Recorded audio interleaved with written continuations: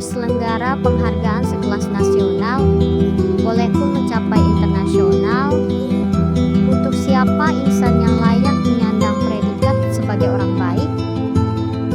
Tampaknya Paimu akan menyabet gelar pemenang berturut-turut, sekalipun tidak, minimal menjadi nomor. Boleh jadi namanya melambung tenar karena untuk level nasional, berbagai media tertarik meliputnya, meskipun tidak setertarik meliput kabar orang jahat. Ini bukan dugaan, lantaran akhir-akhir ini demikian yang dipandang Lastri di TV. Lastri ingin jadi orang jahat saja, tidak seperti bapaknya, Paimu.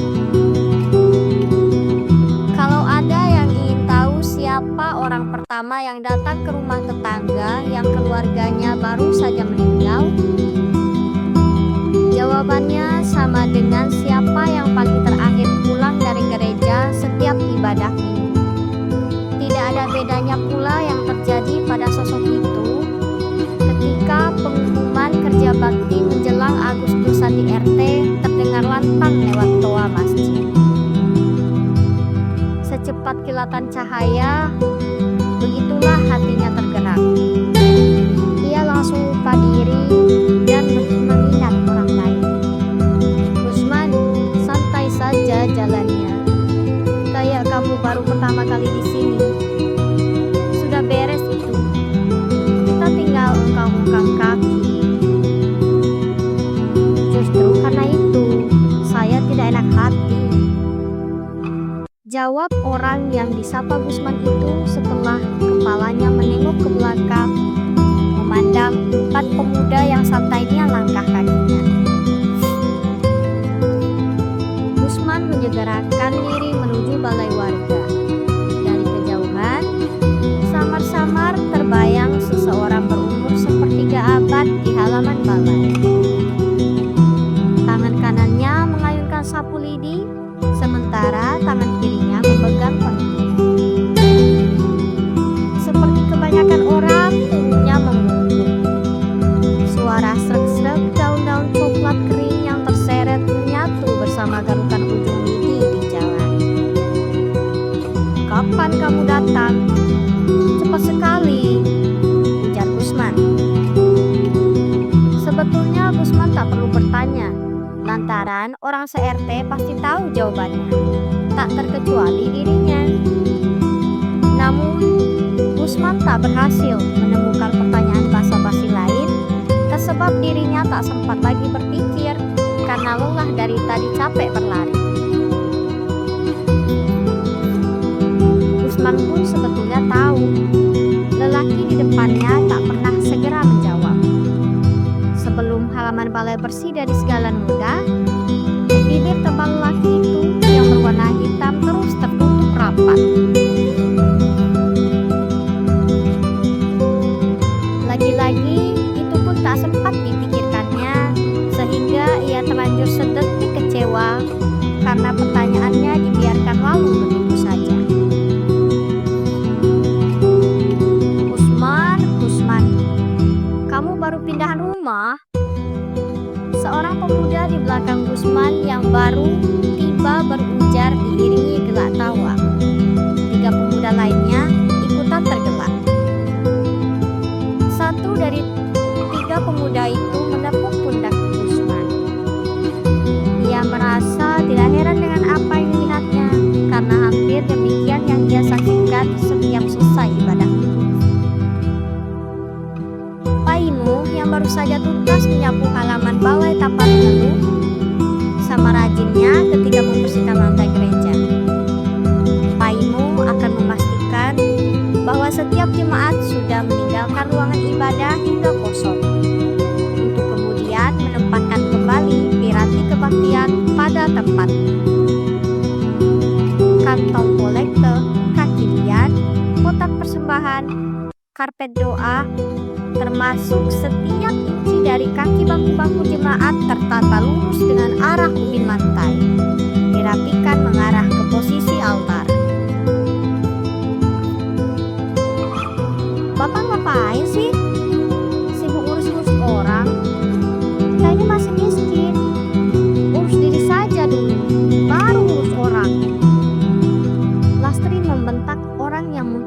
harapannya setelah ia membuka pintu rumah. Lastri tahu bapaknya baru pulang dari balai warga tanpa perlu menanyakan. Sempat Lastri mendengar pengumuman dari toa masjid. Tak boleh ngomong begitu, Lastri. Terdengar dengusan lantang. Setelah itu ada yang menutup pintu dengan kencang. Kamu kalau sudah mati tak bisa lagi berbuat baik. Selama masih hidup, gunakan waktu sebaik mungkin. Lastri bosan mendengar itu. Karena itu teruslah jawaban Paimu padanya. Seperti sudah terpatri dalam pikiran Paimu bahwa hidup itu harus berbuat baik. Paimu menuju kamar tidurnya di dekat toilet. Lastri benar-benar bosan. Bila ia kuasa memerintah Paimu, pasti ia tidak mengizinkan bapaknya itu keluar rumah untuk membantu orang. Sayangnya, ia masih ingat pesan ibunya sebelum meninggal, untuk menghormati bapaknya apapun keadaannya.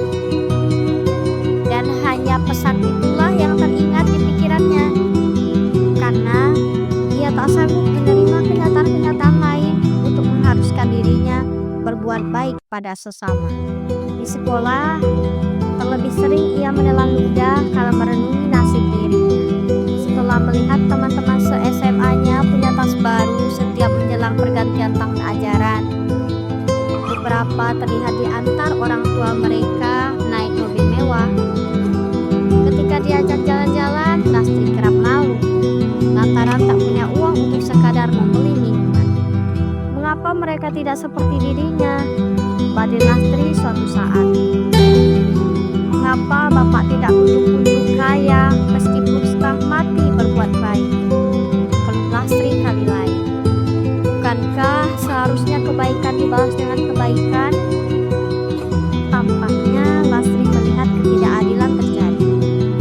Memang benar, Lastri kerap melihat Paimu tidak tanggung-tanggung untuk menyumbang keluarga dari yang sedang berbelasungkawa.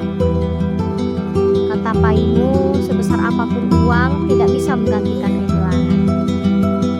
Bila ada tetangga baru lahiran, Paimu akan pergi ke pasar dan membeli baju bayi untuk dibawakannya saat anjak sana. Sepetak jalan RT yang berlubang pernah pula ia perbaiki dengan uangnya sendiri. Lantaran menunggu dari pemerintah setempat tidak cair-cair, sementara ia sudah berkali-kali mengadu. Terus saja Lastri berharap Paimu, bapaknya, mendapat limpah balas kebaikan yang nyata. Tapi tak ada. Yang ada uangnya habis, tabungannya terkuras. Di dompet hanya cukup buat makan sehari-hari. Rumahnya begitu-begitu saja, hanya beratap gedung.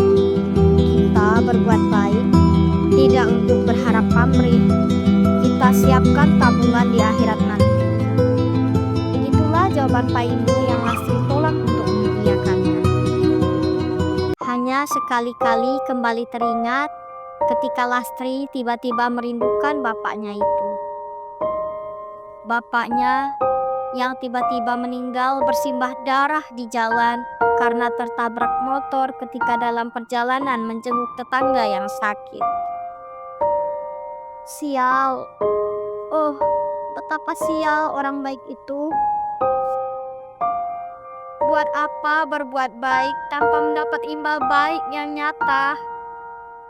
Bukankah seharusnya orang baik mendapat penghargaan? Dunia tempat Lastri berijak menolak mengiyakan. Sungguh jarang Lastri mendapati tontonan jasa-jasa orang baik terpampang di TV. Beda ceritanya dengan peselingkuh, pencuri, pembunuh, koruptor yang lebih sering mendapat tempat untuk disorot dan sedang penontonnya. Bahkan orang bisa dengan bangga mempertontonkan kejahatannya seolah-olah luruslah yang terjadi dan tak ada nurani yang dilawan. Meskipun Lastri tahu bahwa orang tua dari salah satu teman sekolahnya itu adalah koruptor, Tetap saja Lastri iri dengan temannya itu yang begitu mudah mengeluarkan uang, sekaligus mentraktir makan dirinya di mall sepulang sekolah. Lastri sangat ingin seperti itu. Lastri muak melihat perbuatan baik tak ada gunanya karena bapaknya pun mati cepat. Sementara koruptor, orang tua temannya itu masih berumur panjang, bahkan setelah bebas dari penjara. Keluarga temannya itu malah semakin kaya dan sekarang menetap di luar negeri. Lastri tak mengerti, benar-benar tak mengerti, mengapa bapaknya semasa hidup terus berbuat baik. Lastri ingin jadi orang jahat saja. Begitulah yang tersimak dalam hati seorang gadis yang sedang beranjak dewasa. Sementara di suatu tempat entah berantah, dalam keadaan yang sebegitu damai, dalam sekelebat bayangan, arwah Painu menatap ke bumi. Matanya terbayang membasah. Jakarta, 31 Januari 2024.